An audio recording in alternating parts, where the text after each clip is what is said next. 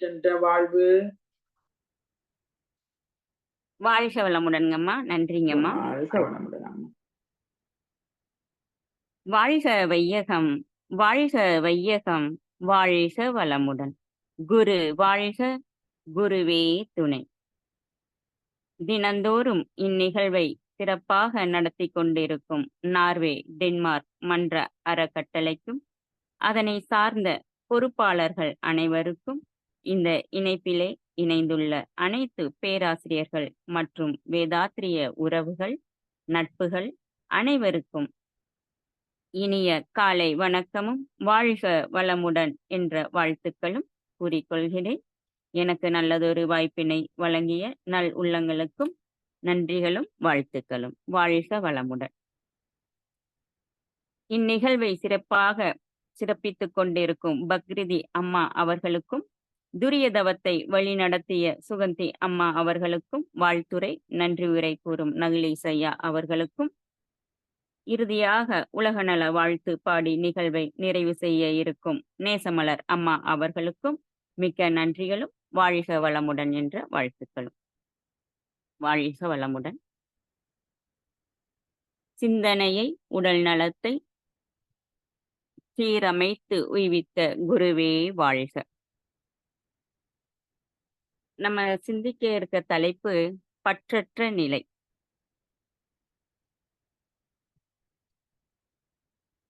இப்போ பற்றினை விட்டாதான் இறைவனை நம்ம உணர முடியும். பற்று அப்படிங்கிறது மிகையான அன்பு, அதாவது பாசம். சாதாரண அன்பு வேற, மிகையானதுன்னா அதிகமானது. பாசம், மோகம், இதுல நம்ம மூழ்கி இருக்கோம். அதான் பற்று. மூழ்காம இருக்கிறதா பற்று இல்லாம இருக்கிறது. மகர்ஷிய 14 திட்டங்கள்ல கூட சொல்லியிருப்பாங்க, சொத்தை காட்டிலும் பெற்ற குழந்தைகள் மேல நம்ம பற்று அதிகமா வச்சிருக்கோம். அந்த குழந்தைகளை பொது சொத்து ஆக்கினாவே எல்லாருமே பற்றற்ற நிலையில இருக்கலாம் அப்படின்னுட்டு. ஸ்ரீராமருக்கு முடிசூட வேண்டிய தருணத்துல வனத்துக்கு போகணும், அதாவது 14 வருஷம் வனவாசம் போகணும் அப்படின்னு சொன்னாங்க. உடனே அவரு அந்த கட்டளைய ஏத்துக்கிட்டாரு. எதை பத்தியுமே யோசிக்கல. ஒரு விஷயத்துல நம்ம ஈடுபடும் போது அது மேலதான் நம்முடைய கவனம் இருக்கணும். மற்ற விஷயங்களிலும் பற்றின்றி இருக்கிறது அவசியம் அப்படிங்கிறாங்க. நாம ஈடுபடும் எல்லாத்திலுமே பற்று கொண்டால் அது நம்முடைய மனம் முழுவதுமாக ஆக்கிரமிச்சு கொள்ளும். அப்புறம் நம்ம தியானம், தவம் கூட செய்ய முடியாத போகும். இப்ப எதிர்காலத்துல ஒரு நல்ல பணியில அது ஒரு நல்ல ஒரு வேலையில அமரணும்னு சொன்னா, ஒரு மாணவன் என்ன பண்ணுவான்னா, கல்வியில மட்டுமே கவனத்தை செலுத்துவான். மற்ற கவர்ச்சிகளை விலக்கிக் கொள்ளுவான். அதே மாதிரி இறைவனை அடைதலே இறுதியான இன்பத்தை அளிக்கும் அப்படின்னு உறுதியோட தவம் செய்யறவங்களுக்கு மற்ற அனைத்து வகை பற்றுக்களுமே தாமாக கலன்று விடும். ஆனாலும் எல்லாவித இயற்கையான ஆசைகளையும் அடக்கி வாழ்வது கொஞ்சம் நம்மளுக்கு கஷ்டம்தான். ஆனாலும் உலக இன்பங்களை பற்றின்றி பெறுவது எப்படின்னு நம்ம உணர்ந்துட்டோம்னு சொன்னா நம்ம பற்று இல்லாம வாழ முடியும். உலக இன்பங்களை முழுவதும் தவிர்க்காமல் அதே சமயத்துல அதிலேயே மூழ்கியும் விடாம இருக்கணும். அதற்கான மனப்பக்குவத்தை பெறணும். அதுக்குதான் தற்சோதனை பயிற்சி. இத செஞ்சாதான் மனம் பக்குவப்படும். பற்றற்ற நிலைக்கு நம்ம வருவோம். மகரிஷியா கொடுத்திருக்கக்கூடிய 5 அளவு முறை இதை கடைப்பிடிச்சு வாழ்ந்தாலே நம்ம பற்றற்ற நிலையில வாழ முடியும். புலன் இன்பம் என்பது ஆன்மாவுடன் இணையும் யோக மார்க்கத்திற்கு எதிராக இருக்கக்கூடாது. உண்மையான பற்றுதல் அப்படிங்கிற புலன் இன்பங்களை சரியான முறையில அனுபவிச்சு அதே சமயம் மனதை பற்றறி இல்லாம பழக்கிறது தான் அப்படிங்கிறது. அதுதான் இந்த 5 அளவு முறை. இப்ப நம்ம நீச்சல் எங்க கத்துக்க முடியும்னா, தண்ணியில தான் நம்ம நீச்சல் கத்துக்க முடியும். தரையில நீச்சல் கத்துக்கிறோம்னு சொல்லி தரையில கையையும் காலையும் அடிச்சுட்டு நீந்த முடியாது. தண்ணிக்குள்ளதான் மூழ்கணும், எழுந்திருக்கணும், மீண்டும் மூழ்கணும், எழுந்திருக்கணும். அப்புறம் கையையும் காலையும் தப்பி தப்பி அடிச்சு நீச்சல் நம்ம கத்துக்க முடியும். நீச்சல் கத்துக்கிட்ட பிறகு நீந்துவது அப்படிங்கிறது எளிமையாயிரும் இல்லைங்களா? இப்படி நீச்சல் கத்துக்க சிரமப்படுற மாதிரி தினசரியும் நம்ம வாழ்வில் நாட்கள்ல வந்து ஏற்றத்தாழ்வுகள வந்து அந்த ஏற்றத்தாழ்வுக்குள்ள வந்து மூழ்கிடாம பற்றற்று நம்ம இருக்க முயற்சி செஞ்சேன்னு சொன்னா, இறைவன் அருளால ஒரு நாள் வந்து அது நம்மளுக்கு கண்டிப்பா நிறைவேறும். இதற்காகத்தான் நம்ம வந்து நமது குருவ வந்து நம்ம பற்றியுள்ளோம். இப்ப பிறவி துன்பங்கிற பெருங்கடல நீந்தறக்கு, பிறவி பெருங்கடல் நீந்துதல் என்ற லட்சியத்த வந்து நம்ம அடையணும். அது வந்து ஒரு ஆசை. இந்த ஆசைய எப்படி போக்கணும்? அந்த பிறவிங்கிற இதை போக்கறக்கு, நம்ம வாழ்ந்து தான் இந்த லட்சியத்த வந்து அடைய முடியும். உண்ணாமல், உடுத்தாமல், மற்ற பொருட்கள் பலவற்றையும் அனுபவிக்காமல் எப்படி வாழ்வது? அப்போதைக்கு அப்போது உணவின் மீதும், உடை முதலியவற்றின் மீதும் ஆசை போகத்தானே செய்யுது. வாழ்க்கையில் உயரத் திட்டமிடுதல், இதுவும் ஒரு ஆசைதான். முடிவாக வாழ்வின் நோக்கமான இறைநிலையை உணர்தல் என்பதும் ஆசைதான். இதனை பற்றிக் கொண்டால் எளிமையாக பிறவி பெருங்கடல வந்து நம்ம நீந்திரலாம். நம்ம மேல வந்துட்டு நம்ம கவனம் கொள்ளணும் ஃபர்ஸ்ட்டு. அதுவே பற்றற்ற நிலை. அதாவது உடற்பயிற்சி செய்யணும், தவம் செய்யணும், தற்சோதனை செய்யணும். அப்பதான் என்னை நான் தெரிஞ்சுக்க முடியும். என்னுடைய குறை, நிறை தெரிஞ்சு சரி செய்ய முடியும். உன்னுள் உள்ள உயிரை உணரணும், மெய்யை உணர்தல். அதுதானே முதல்ல வந்துட்டு நமக்கு ஆக்ஞ தவத்துல வந்து குடுக்குறாங்க. அதாவது பொருள் கவர்ச்சி நீங்குது. முதல்ல இந்த தவத்து மேல நம்ம பற்று வச்சுக்கணும். அப்பதான் இதிலிருந்து பற்றற்று நம்ம இருக்க முடியும். அதுக்கப்புறம் தன்னிலை விளக்கம் கிடைக்குது. ஆசை வந்து அளவோட நிற்குது. புலன்கள வந்து அறிவின் கட்டுக்குள்ள வந்து வச்சுக்க முடியுது. விளைவை அறிந்து அயராத விழிப்பு நிலை வந்து கிடைக்குது. விரும்பிய நல்வழியில் நிற்கும் திறனும் நம்மளுக்கு கிடைக்குது. இந்த ஆக்ஞை தவத்துல. மனதின் விழிப்பு நிலை அப்படிங்கிறது மகர்ஷி அவங்க வந்து ஞான களஞ்சியத்துல கொடுத்திருக்காங்க. அறிவுதான் விழிப்பு நிலை பெறலாத தெளிவில் 5 பெரும் பழிச்செயல்கள் விளைய வழி ஏது? மயக்க நிலையிலே தானே துன்பம் விளைய செய்யறோம். விழிப்பு நிலை இருந்தா துன்பம் இல்லை, பழிச்செயல் இல்லை. விழிப்பு நிலையில் ஆசை அளவோடு தானே இருக்குது. கடவுள் வந்து நமக்கு உடலையும் கொடுத்து, கடவுளையே உணரக்கூடிய அறிவையும் வந்து கொடுத்திருக்காரு. அதனால தான் கட பிளஸ் உள் ஈக்குவல் டு கடவுள். கடந்து உள்ளே செல் அப்படின்னு சொல்றோம். அப்ப கடந்து உள்ளே போம்போது தான் நம்ம வந்து கடவுள பார்க்க முடியும். அந்த கடவுள்ங்கிறது இறைநிலை தான். இப்போ தாமரை செடி வந்து மண்ணுல வளருமா? இல்ல. தண்ணீல வளரும். ஆனாலும் தண்டு மட்டும் தண்ணிக்குள்ள இருக்கும். தண்ணிக்கு மேல வந்து இலை மிதந்துட்டு இருக்கும். பூ தண்ணிக்கு மேல இருக்கும். இதத்தான் என்னன்னு சொல்றோம்? பற்றற்ற நிலை அப்படின்னு. இந்த இலை மீது தண்ணி வந்து ஊத்துனா நிக்காது. உருண்டுட்டு கீழே அந்த தண்ணி போய்க்கிட்டே இருக்கும். அப்படி துரிய தவத்துல துரியம்னு சொல்ற துரிய நிலை தவத்திற்கு சகஸ்ரா தாரா அப்படின்னு அந்த பேரு. யோகம்னு சொல்றாங்க இந்த சகஸ்ராதாரத்த. ஆ சகஸ்ரம் என்றா இந்த 1000 இதழ் கொண்ட தாமரை பூ மாரி நம்மளோட தல உச்சியில இருக்குமாம். அந்த துரிய சக்கரத்த தாமரை சக்கரம்னு சொல்றோம். 1000 இதழ் கொண்ட தாமரை பூ போல இருக்கிற உச்சந்தலையில் அமைந்துள்ள இந்த சக்கரத்தின் மூலமாகத்தான் ஒருவர் வந்து ஞானத்த வந்து பெற முடியும். பிரபஞ்சத்திற்கும் நமக்கும் உள்ள தொடர்பை தெளிவுபடுத்துவது இந்த சக்கரம். அது எப்படின்னா, நம்ம மூளையில வந்து ஆயிரக்கணக்கான பனி சிற்றறை இயக்க மையங்கள் வந்து இருக்குது. இது ஒவ்வொரு எண்ணம் தோன்றுவதற்கும் பல சிற்றறைகள் வந்து ஒன்று சேர்ந்து இயங்குமாம். மூளையில வந்து கோடிக்கணக்கான சிற்றறைகள் இருந்தாலும், அதுல சிறு பகுதியே இயக்கத்துல இருக்குமாம். மற்ற மிக பெரும்பாலான சிற்றறைகள் வந்து சும்மாவே பயன்பாடு இல்லாம இருக்குமாம். உச்சியில வந்து நம்ம நினைவை செலுத்தி தவம் செய்யும்போது, உயிராற்றல் வந்து மூளையில் உள்ள ஒவ்வொரு சிற்றறையிலும் ஊடுருவி, அசைந்து, சுழன்று சுழன்று இயங்குமாம். ஆ உற்று உற்று பார்க்க ஒளி தரும் ஆனந்தம், அதை நெற்றிக்கு நேர்கண்டு நிலைப்பது இனி எக்காலம் அப்படின்னு பக்ரகிரியார் அவரு வந்துட்டு பாடியிருக்காங்க. துரியதவம் இயற்ற இயற்ற நம்மளோட மூளை செல்கள் வந்து ஒவ்வொன்றாக இயக்கத்துக்கு வருது. அதனால பிரபஞ்ச காந்த சக்தியோட தொடர்பு கொள்ளும் ஆற்றல் வந்து ஓங்கி உள்ளுணர்வு அறிவு ஒளிரும். இதனால வந்து எதை செய்யலாம், எதை செய்யக்கூடாது அப்படிங்கிறது நம்மளுக்கு தெள்ளத் தெளிவா தெரியுது. ஆக்னி தவத்துல அளவு முறை கிட்டுது. துரிய தவத்துல இறையை உணர்வதற்கான வழி பிறக்குது. இப்ப துரிய தவத்தை தான் இறைநிலையின் நுழைவாயில் அப்படின்னு சொல்றோம். கேட்வே அப்படின்ட்டு. ஞானத்தை பெறுவதற்கான வாசற்படியாக இந்த துரிய தவம் அமைஞ்சிருக்கு. ஞான களஞ்சியத்துல மகர்ஷி ஐயா அவங்க எழுதின கவி, உச்சியிலே நீ சென்றால் உடனே காணும் ஒரு அதிசயம் வளமாம் சுற்று ஆகும். அச்சமயம் அறிவுக்கோர் வியப்பு காணும். அவ்விடத்தே நிலைத்திருக்க பழகிவிட்டால் இச்சையெல்லாம் பிறக்குமிடம் கண்டு கொள்வாய். எது வேண்டும் வேண்டாம் என்றிரண்டும் கண்டு நச்சுவினை இச்சையெல்லாம் அழித்துவிட்டு நலமேயும் எண்ணமே மீதங்கொள்வாய் அப்படின்னு இந்த கவியில கொடுத்திருக்காங்க.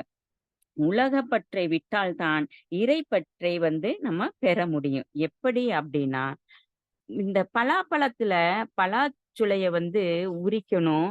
அந்த பலாச்சுளை நல்ல சுவையா இருக்கும் இல்லைங்களா? ஆனா அதை உரிச்சு எடுக்கறக்கு தன்னோட கையில அந்த பழத்துல இருக்கிற பிசின், அந்த பசை ஒட்டிக்க கூடாதுங்கிறக்கு வேண்டி நம்ம கையில என்ன பண்றோம்? எண்ணெய தேய்ச்சுக்கிட்டு அந்த சுளையில எடுக்கின்றோம். அதே போலதான் நம்ம மனசுல பக்தி என்னும் எண்ணெய தடவிக்கிட்டு நம்முடைய அன்றாட பணிகளை கடமைகளை நிறைவேற்றி வரணும். இதுவே நம்மைய பற்றற்ற நிலைக்கு கொண்டு போகும். இறையாற்றல் நமக்குள்ளாக ஒவ்வொருவருக்கும் உள்ளும் இருக்குது. நமக்கு தெரிய மாட்டேங்குது அது. ஏன்னு கேட்டா, கரும வினையினால அது மறைச்சிருக்குது. அந்த கரும வினையில விலக்கினா இறையருள் நமக்கு தெரியும். பற்றற்ற நிலைதான் மோட்சத்தின் நுழைவாயில். மீண்டும் பிறவி வேண்டாம், மோட்சத்தை அடையணும்னு சொன்னா, சாக போற நிலையில அப்ப போயிட்டு நான் ஆன்மீகத்துக்கு போறேன் அப்படின்னு நினைக்க கூடாது. அப்போ அது ஒருபோதும் நம்மளை பற்றற்ற நிலைக்கு கொண்டு போகாது. ஆன்மீக உணர்வு கல்வி படிக்கும் போதிலிருந்தே நமக்கு வரணும். அப்பதான் பற்றற்ற நிலை வரும். பற்றற்ற நிலையில வாழ்ந்தால்தான் நாம மோட்சத்தை அடைய முடியும். நான் நல்லா வாழ்ந்தேன், நான் நல்லா சம்பாரிச்சேன், குழந்தைகள நல்லா படிக்க வச்சுட்டேன், கல்யாணமும் பண்ணி வச்சுட்டேன், அவங்களுக்கு வீடு, வாசல், சொத்து எல்லாமே நான் வாங்கி வச்சுட்டேன். என்னோட கடமை எல்லாம் முடிஞ்சிருச்சு.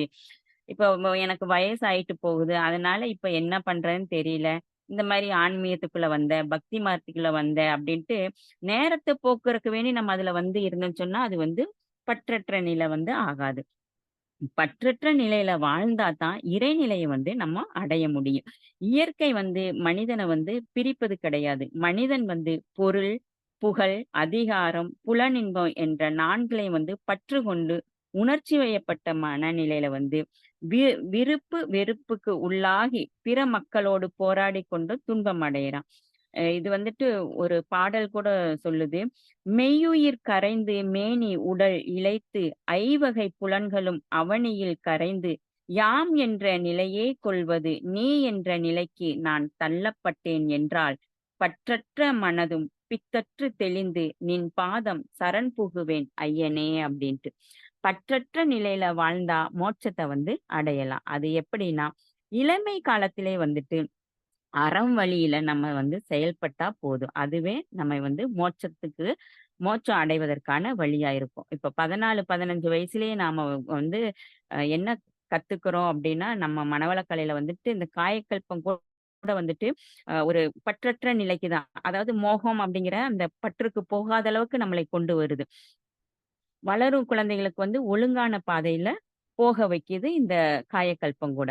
எந்த ஒன்றின் மீது இது எனக்கு ரொம்ப பிடிக்குதுன்னு நம்ம சொன்னாலும், இல்ல இது எனக்கு கிடைக்கல அப்படிங்கிற போதும், என்ன வருதுன்னா நமக்கு வெறுப்பு. இந்த 2மே பற்று தான். எதுவுமே எனக்கு தேவையானது, தேவையான நேரத்துல கிடைக்குதோ, அத அனுபவிக்கிறோமோ, அதுதான் நம்மளோட பற்றற்ற நிலை. தேவைங்கிற போது உறவு, தேவையில்லாத போது துறவு. முக்திக்கு போகணும்னு நினைக்கிறவங்க எளிமையான வாழ்க்கையத்தான் வாழ்ந்திருப்பாங்க. பற்றற்ற நிலையில் இருக்கிறவங்க வாழ்க்கையில எதுவும் நிரந்தரம் இல்ல என்பத உணர்ந்தவர்கள். துன்பத்த கண்டு துவண்டு போகிறதும் கிடையாது. இன்பத்த கண்டு துள்ளி குதிக்கிறதும் கிடையாது. மண்ணையும் பொன்னையும் ஒரே மாதிரி பார்க்கிறவங்க தான் பற்றற்றவர்கள். இவர்களுடைய மனம் அமைதியான நிலையில இருக்குதுன்னா, இதற்கான சூட்சுமம் என்ன அப்படின்னு பார்த்தா, உலகத்துல எப்பவுமே எதிரான நிலைகள வந்து ஏத்துக்கணும். ஏன்னா, நம்ம எதிரான நிலைகளுக்குள்ள போக வேண்டிய நிலை வரும். இந்த உலக அ இதுல நம்ம வாழும்போது. அதையெல்லாம் மனம் வந்து உகந்து ஏத்துக்கிட்டு தான் வாழணும். அதற்கு தவத்த வந்து பயன்படுத்தி, தவத்தின் மூலமாக நம்மை நாம வந்து பழக்கிக்கிட்டா, நம்முடைய மனம் வந்து தவத்தின் மூலமாக நமக்கு இவைகளை வந்து ஏற்றுக்கொள்ளக்கூடிய சமநிலைக்கு வர செஞ்சிரும். உலகத்துல இருக்கிற பொருட்கள் எல்லாமே நிலையற்றது என்பது தெரிஞ்சு, பற்றற்ற நிலையில வந்து நம்ம வாழலாம். எதிர்நிலைக்கு ஆஜர் நோன்பு அப்படின்னு கூட சொல்லப்படுது. அது எதிர் அப்படிங்கிறதுக்கு. மகரிஷி ஐயா அவங்க அந்த ஐவகை பற்று என்ற தலைப்புல வந்து கொடுத்திருக்காங்க. இயற்கையின் ஒரு கூறுதான் மனிதன். ஆனாலும் பேரியக்க மண்டலத்தில் வியங்கும் எல்லா சிறப்புகளும் நுணுக்கமாக உள்ளடக்கம் பெற்ற திருவுருவமாக மனிதன் திகழ்கிறான். இயற்கையின் ஆதிநிலையாகிய மெய்ப்பொருள் மனிதனிடத்தில்தான் தன் பெரும் மதிப்பை உணர்ந்து நிறைவு கொள்ளும் அறிவாற்றலாக அமைந்துள்ளது. இந்த அறிவு 5 புலன்கள் மூலம் பொருட்கள், மக்கள், இன்ப துன்ப உணர்வுகள் வரையில் எல்லை கட்டி குறுகி நின்று இயங்கும்போது மாயையாகவும் உணர்ச்சிவயமாகவும் சிறுமை அடைகிறது. எவ்வளவுதான் பொருளோ, புலன் இன்பமோ, புகழோ, அதிகாரமோ அமைந்தாலும் இன்னும் வேணும், இன்னும் உயர்வாக வேணும் என்ற உணர்ச்சிவயமான மன அலையில் இயங்குது. இதனால அளவு மீறியும், முறை மாறியும் ஞானேந்திரியங்களையும், கர்மேந்திரியங்களையும் பயன்படுத்த அவைகள் பழுதுபட்டு உடல் துன்பம், மன அமைதியின்மை, செயல்திறன் இழந்து இதனால் சமுதாயத்தில் மதிப்பிழத்தல் ஆகிய குறைபாடுகளோடு வருத்திக் கொண்டே இருக்க வேண்டியுள்ளது. எனவே எல்லையற்ற அருட்பேராற்றலின் ஒரு பகுதி ஒவ்வொரு மனிதனும் என்ற உண்மையினை உணர்ந்து அதனை மறவாமல் இருக்கவும் பழகிக் கொள்ளணும். அகன்ற பேராற்றலை மறவாத விழிப்போடு உலக வாழ்வை நடத்தும் போதுதான் பற்றி நிற்பதிலும் பற்றின்மை என்ற தகைமை மனிதனுக்குள் உண்டாகுது. உலக வாழ்வில் பொருள், மக்கள் பால், புகழ், செல்வாக்கு என்ற ஐவகை பற்று ஏற்படுது. இது ஏற்படுறது வந்து இயல்பு. கடமை உணர்வோடும் அளவு முறை அறிந்தும் விழிப்போடு இப்பற்றுக்களை வளர்த்தும் காத்தும் கொள்ள வேண்டியது பிறவிப் பயனை எய்த அவசியமானது. நீரில் குளிப்பது தேவைதான். ஆனால் நீரில் மூழ்கி விடாமலும் காத்துக் கொள்ளணும். நெருப்பு வாழ்க்கைக்கு பல வகையிலும் தேவை. ஆனால் நெருப்பு எரித்து விடாமல் காத்துக் கொள்ளணும். எந்த பக்கம் பிடித்தாலும் மேல் நோக்கி எரியும் தீபம் போல் எந்த நிலை வந்தாலும் ஒரே நிலையில் இருப்பதுதான் பற்றற்ற நிலை அப்படின்னு சொல்லியிருக்காங்க. மாக்கோலமாய் விளைந்த மதி விருந்துல வந்துட்டு பற்றற்ற நிலைக்கான கவி நெற்றியில் உச்சியில் ஞாபகமாயிடு உற்று உற்று பார்த்திடு உன்னை உலகை பின் கற்றபடி நட கருத்து விழிப்புடன் பற்றற்று வாழும் பழக்கம் உண்டாகிவிடும் அப்படின்னு. குணத்தை மட்டுமே நம்ம வந்து பற்றி பற்றி பழகுனனால குருவை பற்றக்கு வந்து நம்ம முடியல. குருவை வந்து எதற்கு நம்ம பற்றணும்னு சொன்னா, பற்றற்ற நிலையில வாழ குருவை வந்து நம்ம பற்றிக்கணும். குணத்தின் தன்மை அப்பதான் நம்மளுக்கு தெரியும். உலகப் பற்றை விட எளிமையான வழிதான் இந்த பற்றற்ற வாழ்வுகளை நாம் பற்றிக் கொள்வது. பற்று அற்றான் என்றால் பற்றற்ற நிலையில் வாழ்ந்த குருமார்களை நாம் பற்றிக் கொண்டு அவர்கள் வழியில் வாழ்வதுதான். பொருட்கள் மற்றும் மக்கள் பற்றால் மேற்கொள்ளப்படும் உணர்ச்சி வயப்பட்ட செயல்களிலிருந்து விளையக்கூடிய விளைவுகள் பஞ்சமகா பாவம் ஆகுது. பொருள் பற்று, மக்கள் பற்று அல்லால் புதிய நல சீர்திருத்த கருத்தை ஏற்கும் அருள் உள்ளம் கிட்டாது. பொருட்களின் மேல் பற்று கொண்டு தன்னை கட்டுப்படுத்தாமல் அதன் போக்கில் விட்டபோது 6 தீய குணங்கள் வந்து நம்மளுக்கு மலருது. ஆசைதான் துன்பத்துக்கு காரணம் அப்படின்னு புத்தர் வந்து சொல்லுவாரு. ஆசையெனில் அதாவது விடுவது ஆசையெனில் பெறுவது என்னவா இருக்கும்? ஞானமா இருக்கும் அப்படின்னு திருமந்திரத்துல சொல்லப்படுது. பொருள் பற்றும் பந்துக்கள் பற்றும் கொண்டு புவி மீது சில பொருளை தனது என்றும் பொருள் தோற்ற காப்பாற்ற அனுபோகிக்க போரிட்டு மனித இனம் மதிமயங்கி பொருளளவில் அறிவினையே எல்லையாக்கி போட்டியிட துன்பங்கள் பெருகி போச்சு. பொருட்களையும் உழைப்பினையும் சமுதாயத்தின் பொதுவாக்க பாசம் பற்றொழிந்து போகும் அப்படின்னு ஞானக்களஞ்சியத்துல சொல்லப்படுது. எனவே தேவைகளை கூட பெரும்பாலும் நம்ம குறைச்சிட்டோம்னு சொன்னா, வாழ்வின் நோக்கம் அறிஞ்சு, முறையோடு நம்ம வாழ்ந்து, பாவப்பதிவுகளை அழித்து, இனிமேல் பழி புரியாத தகைமை பெற்று, பற்றற்ற நிலையில நம்ம வாழலாம். கடமையை உணர்ந்து, எண்ணத்தில் தூய்மையோடு செயல்களை செய்யணும். செயல்பாட்டில் உறவு கொண்டிருந்தாலும், எண்ணத்தில் துறவாக நம்ம இருக்கணும். செல்வத்தை ஈட்டலாம், பொருட்களை அனுபவிக்கலாம், உலகியல் வாழ்க்கை நடத்தலாம். ஆனால் மனம் அதிலெல்லாம் ஒட்டிக்கொள்ளாத நிலை நமக்கு வேணும். நம்ம யார் அப்படிங்கிறது நமக்கு தெரியணும். துன்பங்கள எந்த துன்பம் வந்தாலும் அந்த துன்பத்த போக்கிக் கொள்ளணும். இன்பங்கள கெடுத்துக் கொள்ளாம நம்ம வாழணும். நம்மால் முடிந்த வரை மத்தவங்களுக்கு நம்ம உதவி செஞ்சு வாழணும். உயிர்களோடும், பொருட்களோடும் தொடர்பு கொள்ளும்போது, பிணக்கின்றி இணக்கத்தோடு இருப்பதுதான் விளைவறிந்த விழிப்பு நிலை. அளவு முறை 2யும் கடைப்பிடித்தால் அதுதான் நமக்கு துறவு. உறவிலே கண்ட உண்மை நிலை தெளிவே துறவு. அதாவது அளவோடு பற்று வச்சு செயல் புரிவது நிஷ்காமிய கர்மம். இச்சை வயப்பட்டு செயல் புரிவது காமிய கர்மம். காமிய கர்மம் அப்படிங்கிறது நமக்கு உறவா இருக்குது. நிஷ்காமிய கர்மங்கிறது துறவா இருக்குது. உறவு என்ற போது நம்ம பற்றி நிற்கிறோம். அளவும் தெரியறது கிடையாது. முறையும் தெரியறது இல்ல. மேலும் மேலும் தேடிக்கொண்டே நம்ம இருக்கிறோம். ஒரு இடத்துக்கு போகணும்னு சொன்னா ஒரு சேரு இருக்குது. அங்க உட்கார்றதுக்கு. அப்ப நம்ம எந்திரிச்சு போம்போது இந்த சேர விட்டுட்டு தான் போகணும். இன்னொரு பக்கம் நம்ம உட்கார்றதுக்கு இந்த சேர் வேணுமேன்னு சொல்லி நம்ம கையோட தூக்கிட்டு போகக்கூடாது. இல்லைங்களா? இது இப்படி அளவு மீறும்போது, முறை மாறும்போது என்ன ஆகுது? இயற்கையில் உள்ள இனிமையும் கெடுது. எல்லா வகையிலுமே துன்பமும், குழப்பமும் நம்ம அடையிறோம். அளவு முறையை அறிந்து செயல் செய்யும்போது, அந்த பழக்கமே அறிவுக்கு வளர்ச்சியை கொடுக்குது. விழிப்பு நிலைக்கு கொண்டு வருது. இந்த விழிப்பு நிலை அயரா விழிப்பு நிலையாக நமக்கு வந்துரும். அப்படி அந்த அயரா விழிப்பு நிலை வரும்போதே நம்ம ஞானத்த பெற முடியும். இன்பமே அளவு முறை மீற துன்பமாய் மாறிவிடும் இயற்கை உண்மை. இன்பமே துய்க்கவேனில் தோன்றுகின்ற துன்பத்தை ஒழுக்கமுடன் தீர்த்தால் போதும் அப்படின்னு ஞானக்களஞ்சியத்துல சொல்லப்படுது. இறைநிலையும் நுண்ணிய அணுவையும் அதிலிருந்து வரக்கூடிய காந்த ஆற்றலையும் மனதையும் உணர்ந்து கொள்வதற்கான எழுச்சி பெற்ற வேகத்தில் மலர்ச்சி ஆனதுதான் இந்த ஆசை அப்படிங்கிற 6வது அறிவு. 6வது அறிவின் நோக்கம் என்னன்னா, புலன்களுக்கு எட்டாத பொருளாக உள்ள இறைநிலையை, அதிலிருந்து தோன்றிய ஆற்றல் நிலையாக உள்ள உயிர், அதிலிருந்து தோன்றிய அலைநிலையாக உள்ள மனம், இவற்றை உணர்ந்து கொள்வதுதான் 6வது அறிவு. இப்ப பட்டினத்தார் ஒரு பாடல சொல்லியிருக்காங்க. இறுதியா இந்த பாடலோட முடிச்சுக்கிறேன். மண்ணிலே வைத்த ஆசை மண்ணோடு மண்ணாகும், பொன்னிலே வைத்த ஆசை இருக்க மட்டும் அலைபாயும், பெண்ணிலே வைத்த ஆசை உன் வழியை களங்கமாக்கும் கேள் மனமே, ஈசனோடு ஆசை கொள், ஆசை அனைத்தும் கொள். இந்த கொள் அந்த ஆசைகளை கொன்றும் அப்படிங்கிறது, இல்லாம அழிச்சிருங்கிறது.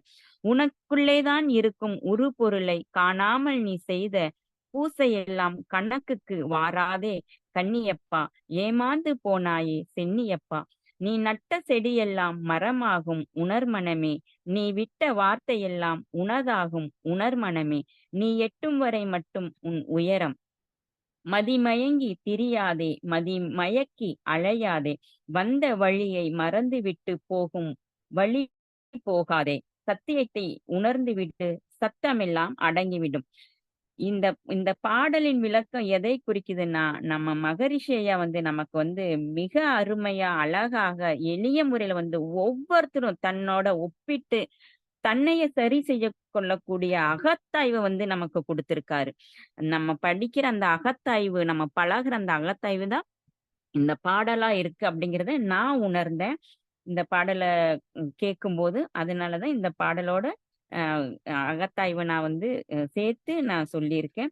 அப்படிப்பட்ட இப்படி ஒரு அகத்தாய்வை கொடுத்த நம்முடைய மகரிஷி ஐயா குருவை நம்ம பற்றி கொண்டால் நாம் பற்றற்ற நிலையில் வாழ்வோம் என கூறி, நல்லதொரு வாய்ப்புக்கு நன்றி கூறி விடை பெற்றுக் கொள்கின்றேன். வாய்ப்பு கொடுத்த அனைத்து நல் உள்ளங்களுக்கும், நார்வே டென்மார்க் மன்ற அறக்கட்டளைக்கும் மிக்க நன்றிகள். வாழ்க வளமுடன், வாழ்க வளமுடன், வாழ்க வளமுடன்.